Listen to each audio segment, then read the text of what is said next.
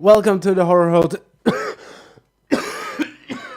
This segment was supposed to be only about American Horror Story, but I quickly decided against that because I want to focus on another aspect when it comes to horror TV shows. The last 10 years horror have made it to the TV screen and they made it big. We got The Walking Dead as one of the more popular and successful zombie horrors, and we got Supernatural, a personal favorite of mine, running on its 12th season, for an example. Another miniseries I always want to recommend when talking about this is the zombie show Dead Set, a British production about a zombie outbreak during the Big Brother season, and those people in the house are unaware of what's happening outside. It's 6 episodes long and it's definitely worth the watch. We also have another personal favorite of mine that ended after just 2 seasons, which is Masters of Horror, a series where every episode is a short film for about an hour and every episode is a different story made by a different famous director.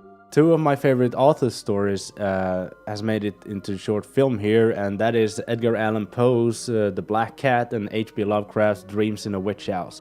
Takashi Miike also got an episode. It's Takashi Miike, nothing more to say there.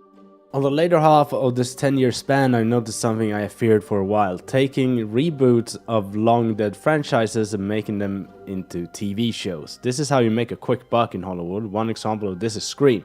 For you youngsters out there, Scream was kind of the thing during the 90s.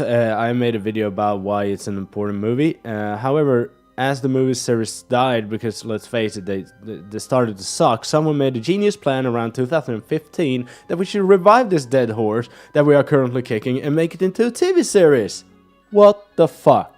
I weep a little bit for this, and no, I haven't even watched it, but to me it feels like they're trying to skip the idea of writing new horror material and just launch a series, grab some cash without risk whatsoever. And the networks are sure gonna fall for this, because there's nothing better than an already established name to become a TV series. It will bring in money, even if it's just for 1 season. Seeing how popular TV series has become, I'm not really that surprised. There was also a Friday the 13th series in the work, and I'm actually kind of glad it seems like it got axed a while back. Don't get me wrong, I love Friday the 13th, but how many fillers are we gonna make in a show like that? It's a slasher, and everyone is there to see Jason act some teens. There is a reason this format is really good as a movie, but it feels like they would have to drag the shit out of this one to make a series out of it, because I had a feeling it wasn't gonna be a miniseries of 4 episodes. However, all of this brings me to American Horror Story. This is a horror series done perfect, and I don't mean it's actually perfect, but the idea behind it is really good and I really like how it's executed. For those who don't know, American Horror Story is a series in which each season is their own story. The first season is about, for example, a haunting, and the second season takes place in an insane asylum. The third story is about a witch coven, and the fourth, which I'm currently on, is about a freak show. Not that every season has been perfect or great, but it shows that the creators and the writers actually got ambitions of doing something unique and really enjoys and cares about it.